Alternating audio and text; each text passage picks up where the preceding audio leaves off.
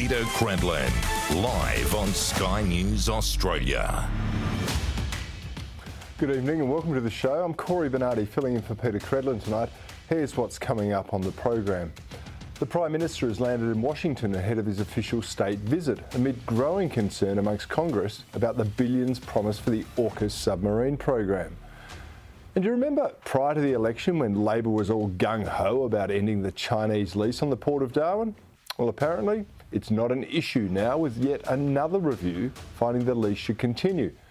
So, given the Prime Minister's planned trip to China, is this just another capitulation to Beijing? Plus, with the voice defeated, expect the climate fear-mongering to ramp back up. And there's news today that more onerous green policies are on their way for Aussie businesses, meaning more regulation and climate lawfare is on its way. And it was nice while the silence lasted, but the Yes activists are speaking up again, and surprise, surprise, their loss in the referendum is apparently everyone's fault but theirs. More on that later in the show with Warren Mundine. But first tonight, now the voice distraction is behind us, the country needs to turn its attention to the damage the government has been doing behind the scenes. And when you lift the veil, it is not a pretty sight. And it portends that pain for consumers and businesses lie ahead. Chief among them is the irrational and unachievable net zero climate target. As I said, behind the scenes, everyone involved knows it can't be done. But so many are making so much money that few want the money go round to stop. And that's why companies are actually involved in greenwashing. Greenwashing is the term applied to the money laundering equivalent of their carbon commitments. They know they need to play the climate game, not because it's going to make any difference to the temperature, but because the activists demand it. The latest to fall foul of the green zealots is the nation's largest construction and building material supplier, Boral. They recently cut their 2025 emissions reduction target from 18% to a more manageable 12 to 14% after struggling to meet their original goals. Now, in doing so, they're just following in the footsteps of oil companies Shell, BP and others. They're doing a U-turn on unachievable climate pledges, and as a result, they're rewarding shareholders and the rest of us who use their products too. And frankly, it's a good move, not just for the shareholders, but for humanity. Because if we want to maintain our standard of living, if we want to continue to prosper and lift more people out of poverty, then we need more oil and gas, not less of it. To pretend that we can replace these essential elements of modernity with wind and solar is just a pipe dream. And that dream is rapidly becoming a nightmare for all Australians. New standards in climate policing were released today. Companies from next year will be required to disclose carbon emissions caused by their employees commuting to work or when they go on business trips. And the Australian Securities and Investment Commission, that's ASIC, they're going to be the cop on the beat, targeting our biggest companies from next year. And then the climate commute policy, that's going to expand to smaller firms. It's going to touch all our lives. But what does anyone think this new bureaucratic nightmare will achieve, other than more paperwork, greater compliance and increased costs, which will be passed on to all of us? I've got to ask you, what business is it of any company how their employees actually get to their place of work? But it doesn't simply stop there. Companies will also be held responsible for how consumers use and then dispose of their sold products. Again, what business is it for a company to know how an end user, someone who's paid their money for the product, decides to use it or decides how to dispose of it at the end of the life? If the consumer does the wrong thing, then the consumer should be targeted. Why should the company be held accountable? And somehow, maybe I'm cynical, but somehow I doubt that accountability measures like this will be applied to the millions of solar panels and the thousands of wind turbines that are set to become toxic landfill in the next decade or two. Make no mistake, this is one of the most disruptive and destructive changes to hit corporate Australia ever. And if you're in any doubt about that, then this might give you a bit of a clue. The change is so monumental that apparently there's a 3-year grace period from class action lawsuits. And what happens after that? Well, it'll be welcome to the world of climate lawfare. Australia's pursuit of the unattainable is damaging the country, not just in terms of electricity costs and ruined landscapes. It's now undermining the business foundations that we rely on in an increasingly disconnected and disrupted world. If we continue to attack our businesses at home, how long will it be before they decide to relocate to countries that place more value on their economic and their social contribution?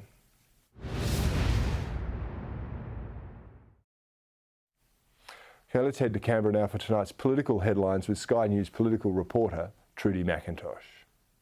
Good evening. The Prime Minister has arrived in the United States ahead of talks with President Joe Biden. The trip to Washington is designed to shore up the AUKUS nuclear submarine deal. The standoff in the US Congress over who will be the next House Speaker threatens to complicate the path to transfer the crucial defence technology. Making sure that the AUKUS arrangements are put in place and talking with Congress and Senate about the legislation that's required to turn this vision into a practical reality. The reality of war in the Middle East will also be front of mind. There's no doubt that the focus of the world is on the unrest in the Middle East following Hamas's invasion and atrocities that were committed. The United States has called for Israel to hold off on a ground invasion, hoping it can get more hostages out of Gaza and more humanitarian aid in. Indigenous leaders from the Yes campaign have called the referendum result appalling and taken aim at those who voted no to the Voice.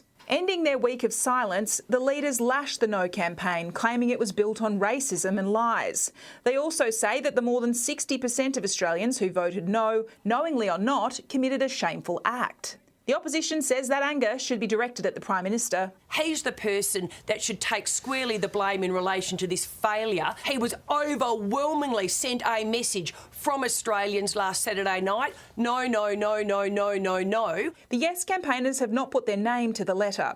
They say they no longer believe constitutional recognition will happen, but have left the door open to pushing for a legislated voice. We obviously will be listening to Indigenous Australians in respect of all of those measures, and we will talk to them about the way forward. And the government is facing calls to double paid parental leave to 52 weeks. It's one of the recommendations from the Women's Equality Task Force. We're 50% of this economy and of this community, and yet we're the last to be thought of when it comes to our impact on the economy. We are genuinely trying to shift the dial here within a budget that's under a fair bit of stress, looking at how we can use the money we have available to really drive some of the change we need to see across the economy. Trudy McIntosh, Sky News, Canberra. Well, it's shaping up to be another interesting week of news, and joining me to get across it all is the Australian newspaper's national editor, Dennis Shanahan. Dennis, it's lovely to have you on the show again. There's more bad news for the Albanese government, though. The latest news polls released this morning shows that between March and October, there's actually been a 2-point decline in Labor's primary vote to now just 36%. And meanwhile, the coalition is gaining ground. So, Dennis, what do you think's behind this shift? I would hazard a guess that the embarrassing failure of the Prime Minister's Voice referendum would be a key part. I think you're right, Corey. There is no doubt that the referendum campaign has hurt the Labor government. Not so much the actual detail of the referendum itself or the Voice or whatever. The fact that Anthony Albanese appeared to be distracted, and in fact did get distracted by the Voice, away from what people regard as the top priorities, managing the economy and cost of living. So there is no doubt that Labor has paid a price for concentrating on the referendum, and of course that it was so overwhelmingly defeated. But I think the key here in the news poll is that this is a demographic breakdown of the polls over the last few months, and it shows a big drop in support in Western Australia. Now, this was the state where Labor effectively won the last election and hoped to win more seats. It hoped to get an even bigger majority out of Western Australia. That actually doesn't appear to be going well. South Australia is also a problem. And also in Victoria, Labor's strongest seat. Now, it's unlikely the coalition will pick up seats in Victoria, but what we're actually looking at now, at the moment, a greater chance of a minority government, a minority Labor government, as a result of this drift away, particularly in the key seats of Western Australia and South Australia. Queensland is coalition territory. So what we're looking at is a disenchantment with the government because of concentration on the referendum, not necessarily the referendum itself. And what we are now looking at is, and we're already later than midterm here, the government is running out of time in the electoral cycle. It needs to get back on track or face the real chance of going into minority government. There is a history of governments not making more seats than they did in their initial jump into government. Yeah, certainly history is a good guide here, and maybe, just maybe, this will give the coalition a bit of a spring in their step and they can ramp up the attacks on the government too. One of the criticism, Dennis, of the Prime Minister, of course, is that he's been overseas a lot. He's always on a plane, and now he's in Washington, D.C. this week to lock Australia into the Biden administration's far-reaching Inflation Reduction Act. That's as well as steadying this AUKUS relationship. Take us through the politics of all of this, and do you think it's a good move for him to be away right now? Look, I feel sympathetic towards the Prime Minister. I don't think he's made too many unnecessary trips, and there is such now a demand on world leaders to go to all of these meetings. But I think that the trip to the United States, of course, is being overshadowed by the Middle East, and the Prime Minister needs to be careful. He's indicated he wants to try and get what he can out of the Inflation Reduction Act, President Biden's act, for Australia. Now, this is a more than $500 billion campaign, $500 billion to be spent on deficit reduction and decarbonisation. Now, I have always felt that mixing the economic principles with other goals, such as climate change, has not worked well for governments. And I think that Anthony Albanese is right to try and get what business he can for Australian businesses out of this more than $500 billion spending by the US. But I think he needs to be careful he doesn't get drawn into the principle. And there are already signs that Australia is moving towards this general principle of of inflation reduction and aiming it at climate change. So that's the first problem. The second one, of course, is that AUKUS has slipped down the agenda. The schmozzle over the Speaker in the House of Congress has made it much more difficult for Anthony Albanese to actually talk to people about the AUKUS legislation that is required in the US. And of course, having it overshadowed by the Middle East means that this enormously important project for Australia is down the list on the priorities of the US. And this is the overall problem for Anthony Albanese's trip to the US and China straight after. Again, he's going again, and he'll be in China when the Reserve Bank makes its decision on whether or not interest rates will rise. So once again, the Prime Minister will be seen to be overseas when there are big domestic decisions being made. Yeah, you're quite right, but it's a battle that he can't really win in the court of public opinion there, because there has been quite a shift in Australian-Chinese relations over the last few months. There's been some very positive moves, I have to say. Beijing's released Cheng Lei. The PM has committed to this upcoming China trip, as you mentioned. And now Beijing has agreed to review its tariffs on Australian wine. And that leaves only the live lobster trade and beef abattoirs who are facing trade sanctions there. As I said, Dennis, I think this is good news, but do you reckon that people will be concerned about the potential quid pro quo that Beijing always wants when it compromises at their end?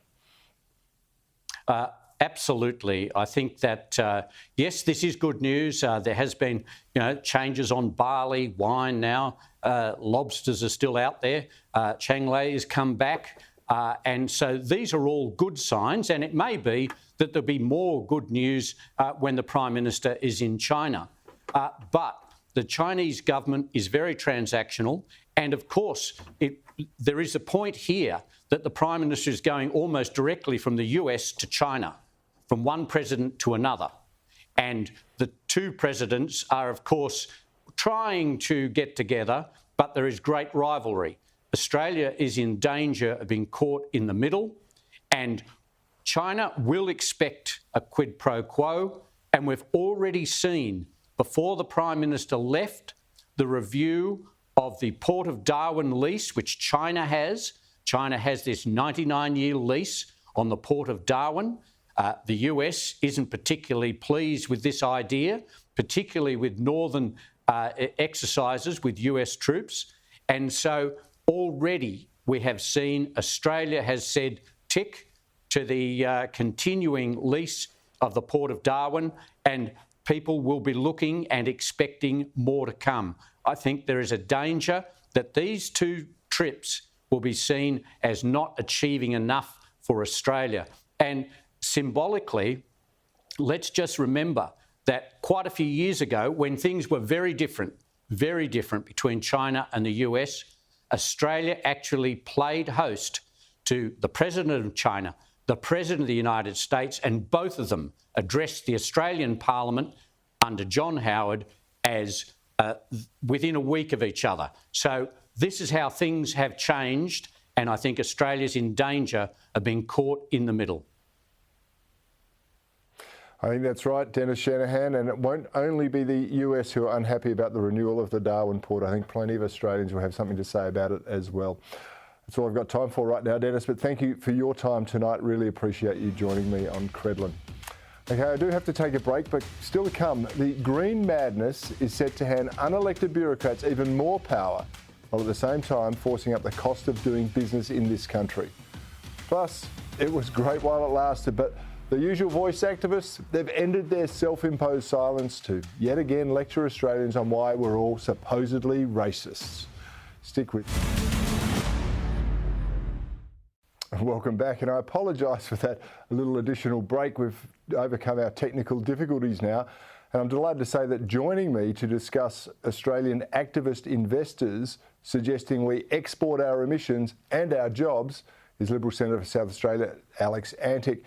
Senator Antic, great to have you on the show. The things they'll do to stop you speaking on Sky, it's just quite extraordinary. But I'm pleased you can finally join us.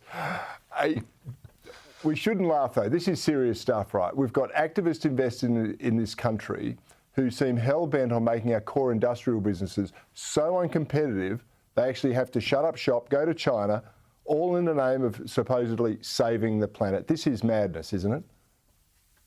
Yeah, look, it is, Corey. We've spoken about ESG and the rise of the influence of big money. You know, we're talking about super funds, hedge funds, and all of the like, and what it's done and doing to the Australian economy. I mean, I think this ESG agenda is arguably as critical an issue as this country faces at the moment, because we are seeing this time and time again. We're seeing underwriters that are getting lent on not to underwrite coal and gas projects. We're seeing this stuff that's happening with Boral now, where they're getting lent on by super funds. And really what we're seeing, I think, is another category of the rise of the unelected. If it's not global bureaucracies telling Australians what to do, and if it's not local bureaucracies, then it's local capital funds and hedge funds and super funds that are doing the same in a different way. So what this ultimately means is it gets harder and harder and harder to do business in this country. When you overlay this onto all the other issues that you have with businesses running with all the reporting requirements, all of the OH&S, or now all of the environmental targets, it's no wonder that businesses look around at Australia and say, I'm just going to take this offshore and return some dough to my shareholders. Yeah, it becomes a bit hard. Someone once told me that ESG stands for exporting, savings and growth, which seems exactly what's happening in this country as we run down our industry. You mentioned hedge funds and investment vehicles, and we've talked about BlackRock and Larry Fink lobbying big companies and threatening to vote against them. if they don't do the ESG thing. But to what extent do you think union-run super funds are actually behind this? I mean, the AFR reported today that they're becoming increasingly vocal investors, especially on climate change, and will not put their $3.5 trillion asset pool to work in companies that don't comply. Do you reckon this is right?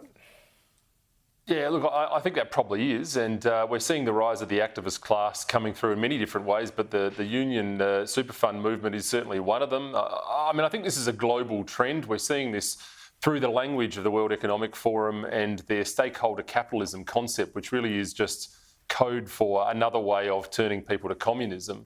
And we see that running through the super funds as well now. I mean, clearly the view has been reached that it is much easier to influence the corporate boardroom as a way of influencing this nation than it is actually influencing Parliament. And, I think as the days and weeks go on, those of us, Corey, and you're one of them, that has spoke passionately about the concept of people getting crushed by bureaucracy, crushed by big government. And, thankfully we just saw big government take one in the guts, if you like, for with a voice that would have done exactly that. Of course, brought more big government, more bureaucracy. But this war is far from over. We have bigger fish to fry now, and we've got to save Australian jobs. And my view is, if it doesn't put Australia first, then we shouldn't be doing it at all. I agree with you there, and I think a lot of Australians would. It does seem that we've got a big government class. They're tapping into the big union super class, and they're working with big business to hollow out the middle class of Australia, and that's a very, very dangerous thing for us to be going down. And I have to say, what alarmed me, I opened up the show with it today, was these new mandatory accounting standards that are actually going to force businesses to disclose things like carbon emissions caused by employees commuting to work or going on business trips. And that outfit ASIC, who haven't done a good job at all, I would say, are there to enforce these climate disclosures. Now, what we've talked about is it's hard enough to do business, yet we're now going to have a climate cop policing whether your people ride a bike or catch a bus or fly a helicopter into their workplace. This is crazy. It's absolutely crazy, Corey. And I mean, we're talking about some of the biggest changes to the reporting requirements, corporate reporting requirements in this country in probably a generation. And once again, to go back to this, many of us have spoken about this monitoring of carbon phenomenon. We've spoken about the sort of the domestic face of this through social credit and, the monitoring of people's use and, what you might be able to buy at a supermarket. But of course, this is now the corporate angle to this. And this is now the overlay where businesses are now being lent on. And this is going to apply to big business, really big business in the short term, but then ultimately all the way through to the end of the decade to very, very small business. And really, what does this mean? Once again, it's going to make it harder to do business in this country. It's going to push jobs offshore.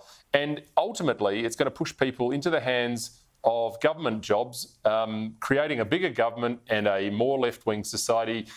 We really, really are on the precipice here. And I've been saying it for time immemorial. The only solution for this is people to get involved in politics, make sure that they're the ones selecting the candidates, and make sure we've got fighters in politics, because we are going to need them, Corey.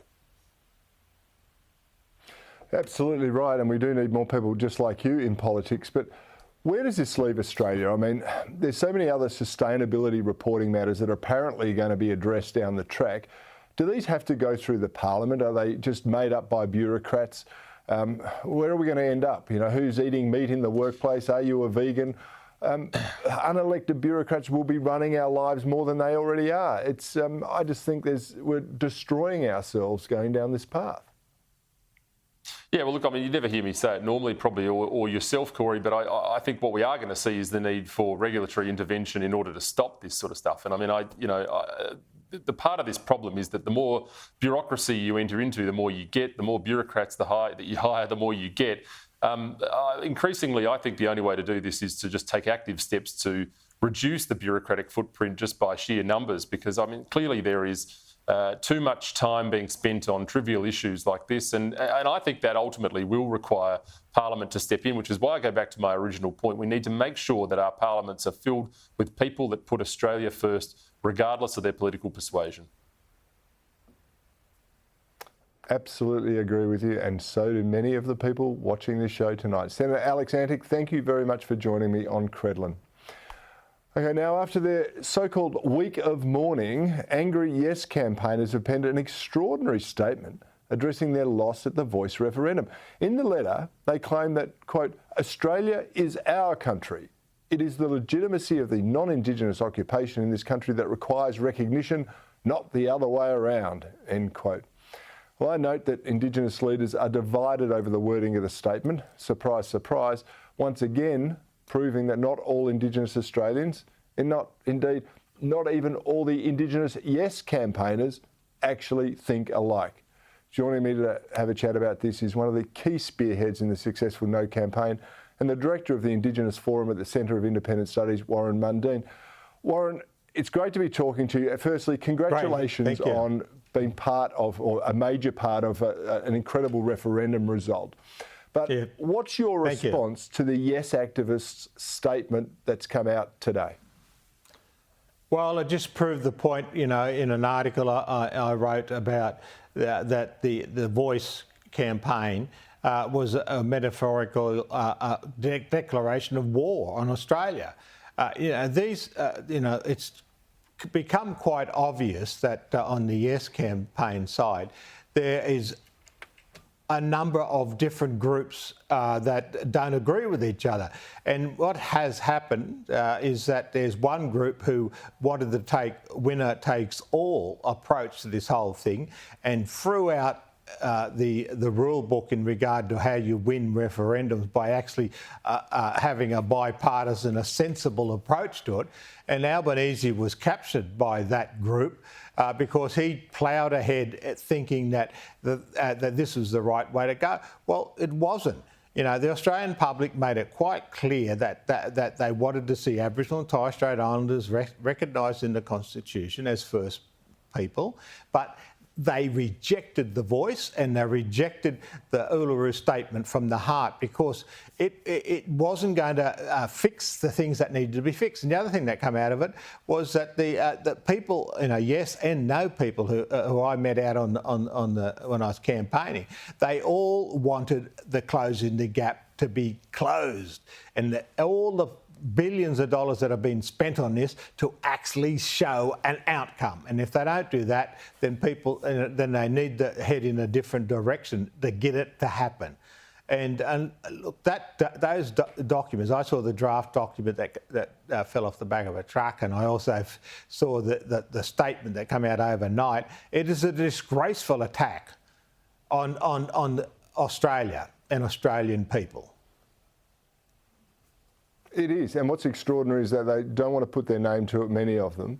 You said the Prime Minister was captured by some of these hardcore activists, Warren, but I think he was actually captured by hubris. He saw the polls, thought everyone's got goodwill towards Aboriginal people in this country, didn't know the detail, didn't go to the bipartisan route with the coalition, didn't go to the Constitutional Convention. He cooked his own goose and he cooked a referendum campaign for, I think, the next 25 years.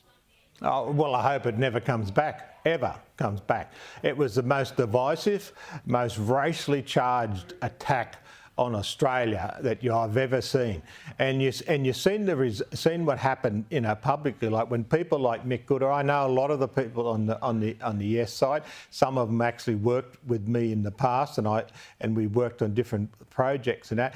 There was a lot of very good, decent people out there who were trying to get the Voice to have that compromise, to have that negotiations, to come up with something that would actually have an outcome that fixes the lives of those Aboriginal people out there who are struggling.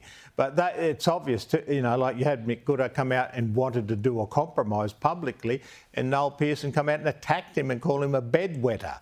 You've seen Julia Lisa trying to make some compromise, and he was attacked as well. So you're seeing this total chaos that would have been happening in the background of that Yes campaign. And Australians aren't mugs.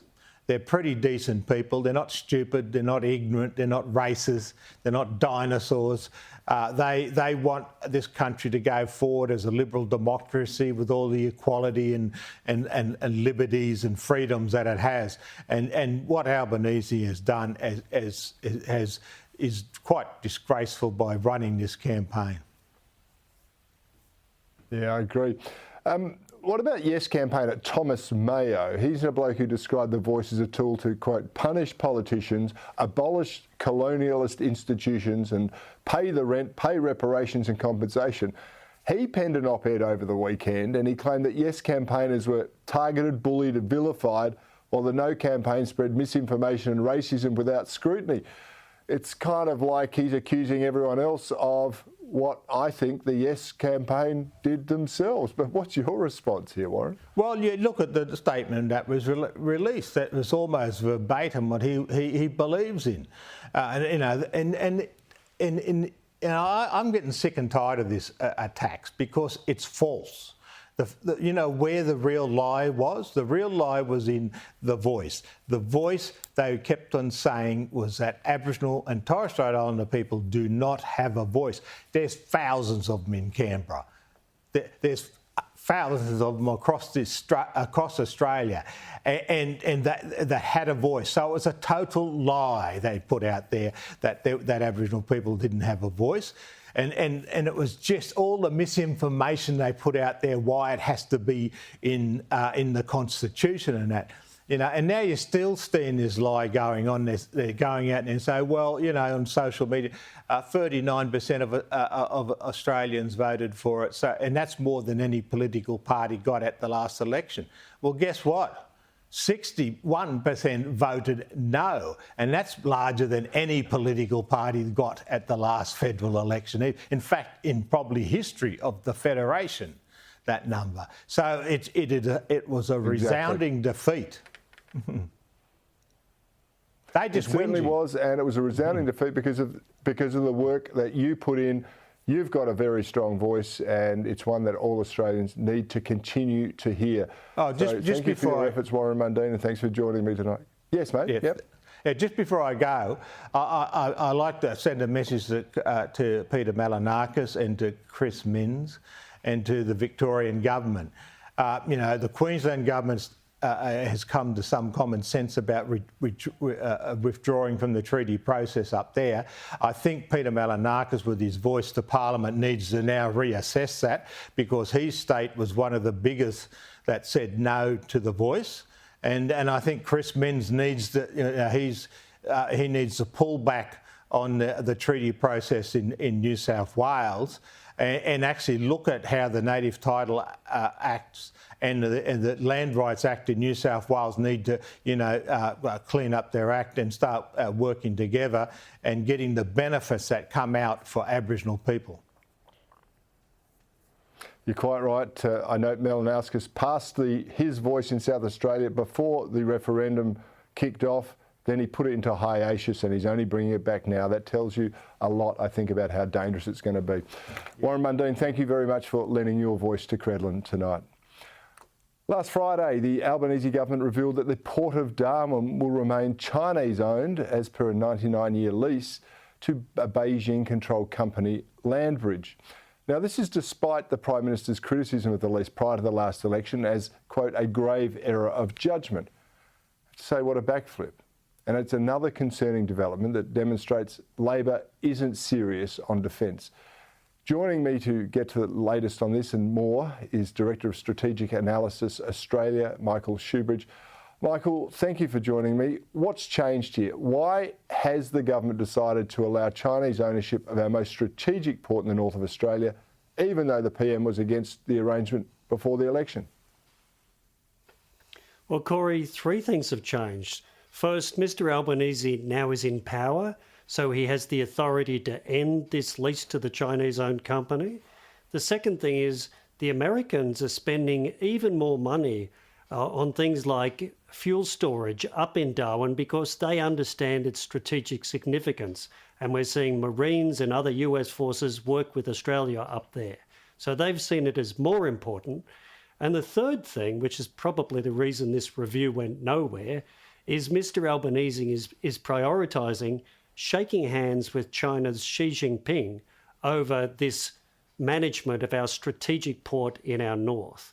If Mr Albanese has any doubts about whether this is a good or a bad thing to leave that Chinese port operator in place, he should ask the Pentagon on his trip now if they'd be happy having our AUKUS East Coast submarine base in Newcastle, where there's another Chinese port operator.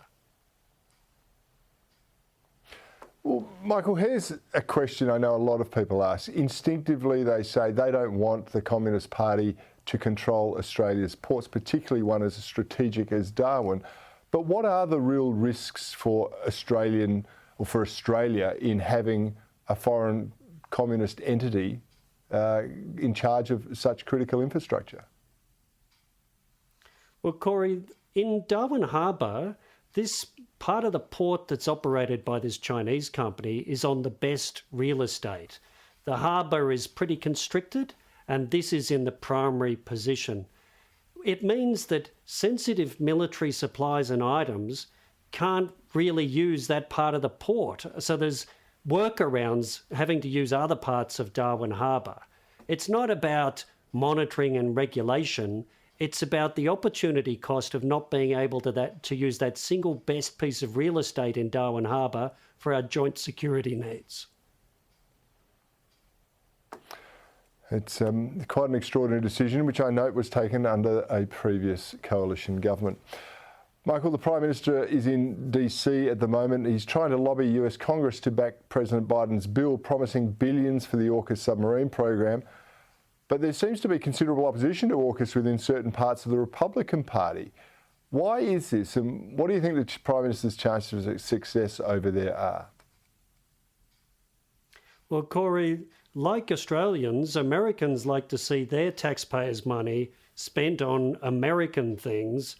We like to see it spent on Australian things. And right now, the American national security community is realising that just at the time Australia wants them to give us some of their own nuclear submarines, the Virginia class in the early 2030s, that's when the US Navy will have the smallest number of those submarines over the last few decades. So right when it's getting harder for America to do this, we're insisting they hand them over.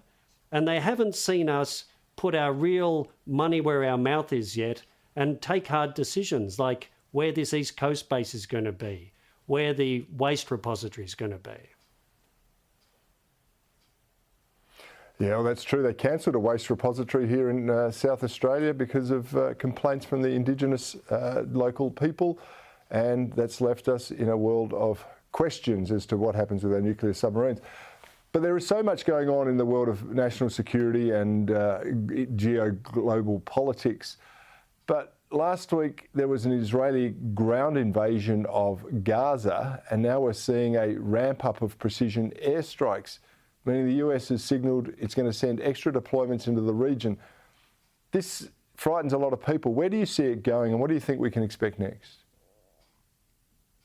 Well, Corey, the Israelis have no alternative but to put their military in large numbers into Gaza. That's why they've been trying to get so many of the Palestinian civilians out of northern Gaza so that they can dismantle the Hamas terrorist network, including probably 200 kilometres worth of underground tunnels and facilities. Some of them for rocket making, some of them the hostages will be held in. So the Israeli military are going to go in force into Gaza, but at the same time, the Israelis and the Americans are telling Iran to stay out of this war, and Iran is so far willing to spend the lives of Hezbollah and Hamas proxies, but not confront the Americans or the Israelis. That's good news. Yeah, and we'll have to keep a close eye on it to make sure it doesn't escalate any further. Michael Shoebridge, thanks for your time and your expertise and sharing it with me on Credlin tonight. Okay, after the break, I'll be joined by my panel to get into the shocking pro-Palestine protests we saw over the weekend. Plus, why can the Mayor of Sydney lower the flag for the voice vote, but apparently it's too much to light the building up in solidarity with Israel? More on that shortly. Welcome back. As war rages in Israel, the situation here in Australia seems to be growing more tense by the day. For a country that's actually boasted about its multicultural policies, the lines of division are becoming all the more prevalent. On Saturday, about 400 people filed into the Al Rahman Mosque in southwest Sydney to commemorate 3 Hezbollah terrorist fighters who died this week while on jihad in Lebanon. The mosque's imam, Sheikh Youssef Nabha, told the packed crowd the men were martyrs. And the Jewish community is understandably fearful that the commemoration of these terrorists in Sydney mosques could incite hatred and division in Australia. Fair enough too. Joining me to discuss this and more is former Resources Minister, Liberal National Party member for Hinkler, Keith Pitt, and former Howard Government Minister, Gary Hardgrave. Gentlemen, great to be having a chat. Let me start with you, Keith. Shocking scenes in Western Sydney over the weekend. The papers report that more such commemorations are expected in Australian mosques over coming weeks. Should we be doing anything about this? And if so, what can be done to stop this sort of behaviour? Well, Corey, how have we come to this? I just don't understand how this is, A, happening and B, allowed to. Both Hezbollah and Hamas are registered terrorist organisations in this country. It is illegal for an Australian citizen to provide support to them, to be a part of that organisation, to provide financial support, in fact, any type of support whatsoever. And we need to continue to call this for what it is. They are terrorists who slaughtered innocent women, children and infants. So I think that the Australian police need to keep a close eye on this, and I'm sure that they are. I can completely understand the Jewish people in Australia who are concerned for their safety. But this is not the Australia I know, Corey. This is a place where we are all fair and equal, and we're treated that way. And when people come to this country, you have won the lottery of life, and you leave your baggage behind and you get on with a new life here. And I'd suggest that's what we need to continue to do. That's the way it's meant to happen, and somehow people have been turning a blind eye to the rotten apples that are in our own midst. Well, thousands of pro-Palestinian supporters flooded the streets of Melbourne on Sunday, so it's not just in Sydney, and they were addressed by Greens leader Adam Bant. And then we know that the streets of Sydney were flooded on Saturday, Gary. Now, I'm all about free speech, and I agree with the right to protest, but there has to be a line, right? And do you have some of these protests crossed it? Look, Corey, there has to be a line, but this is a real failure of leadership by the current Prime Minister. I mean, straight after 9/11, John Howard appointed me to add to the armoury of the Howard government to keep our society united and calm. And I spent a lot of time talking to a lot of people on what is basically both sides of this argument now. And what I know is this, Corey, there are a heck of a lot of clerics who are operating in our mosques these days who are very, very good at the Quran. They can recite it backwards and forwards, but they don't know much about Australia. And that's the problem because, yep, the right to protest, the right to say whatever you like, but you've got to take the responsibility for it. One of the things they've got to do is to reach out to the Jewish community and engage with them in a positive way, not to incite, because they're going to lose the room. They're going to lose everyday Australians. Now, look, I also know this from a Islamic cleric friend of mine overseas who's very, very schooled in this. He says the Quran makes this point, and that is that Muslims should not draw attention to themselves. They should live peacefully in the community they're in. And if they can't, if they find that community too hard, leave. Go somewhere else. Find another place to live. And that is kind of what these people are not being threatened with by the clerics. The clerics are whipping them up rather than trying to combine them all into the rest of Australia. Pretty simple. In actual fact, on my show last night, I talked about this cleric in the Sydney mosque, and he made that point. He said, you know, if Australia pushes back against Muslims, we'll go somewhere else and live. Well, I think that's a darn good idea for anyone that wants to celebrate terrorism or terrorists in this country. Go and live somewhere else. Now, I'm not going to draw a segue here because I don't want to get into trouble, but Lord Mayor Clover Moore, she's blocking a proposal to fly the Israeli flag outside Sydney Town Hall and to light the building in blue and white, saying it would be divisive. Now, Keith, what's divisive about commemorating a country, a democratic country, and people that have just been victim to a massive and disgusting terror attack? She's got a tin ear to this, hasn't she? Oh, absolutely, and I'm told that the Aboriginal flag was at half-mast. If you don't want to be divisive and pick sides, well, don't do those types of things. But you're spot on the money. This is about standing in solidarity with those families who have lost their loved ones in the biggest terrorist attack since 9/11. And Australia does stand with Israel, and it is supporting them. And I continue to put the call out to Anthony Albanese to go to Israel because that imagery is important. It is incredibly important that we demonstrate to Israel that the rest of the world stands with them against terrorists. This is not a matter of being on one side or the other. It's a matter of ensuring that terrorism doesn't continue to take hold, and particularly in Australia, because if we don't crack down on this, we'll have attacks here. Our security forces, Corey, as you know, are out keeping the Australian people safe every single day, both internally and externally, against all enemies, foreign and domestic. And that is what is expected by the Australian people. It's not something they need to think about. It's not something they need to know about, but it is happening, and they have kept Australia safe through all challenges in many, many years now. And this is another one. So, Clover Moore, I think you've got this one wrong. Again. Absolutely. I'll tell you what I think has gone wrong with a lot of governments around the place. A business leader raised this with me today, Gary. He said, why are we lighting up buildings in blue and white? That could be in honour of Greece or anything else. Why not put the Star of David front and centre, like they have in Germany, like they have in other countries around the world, to say this is solidarity with the state of Israel. There can be no confusion about it. What do you reckon? How do you respond to that? Well, look, the virtue signallers just don't know which virtue to signal sometimes, Corey. Either way, the thing is Australia should stand with a democracy. They should stand with a country that believes in freedom. They should be also working with Israel to try and make sure that all opportunities are there for all people within their borders, and to try and bring about some internal peace. But, you know, in the end, you have to make a choice on these things. You're either with the terrorists or you're against them. I think we've kind of worked this out. And this is what I mean by the clerics. The clerics have got a role to play here to keep everybody in the Islamic community out of harm's way, because they're going to have problems. They're going to be the first ones that are going to feel the pain, apart from, as well as the Jewish community, if this thing blows up in Australia. And people like Clover Moore should hang their head in shame, because they should be providing leadership too, not division. But the left love division. They like division. The people on the centre-right like diversity, celebrate individualism, but the left just like to put us in tribes and have us at each other's throats. This just is not the way Australia should be. And it's Albo's fault. He's hunkering down with hapless Joe Biden. He's at 40,000 feet and he's miles away, and he's going off to see the great dictator over in Beijing after that. I mean, fair dinkum. I mean, really, leadership missing 101. Albo, come back home. It certainly is missing, and you know, that's why we need stronger politicians. We need more fearless voices in our parliament, like yours was, Gary, and yours is, Keith. Keep up the good work, and let's hope Australia gets through this unscathed.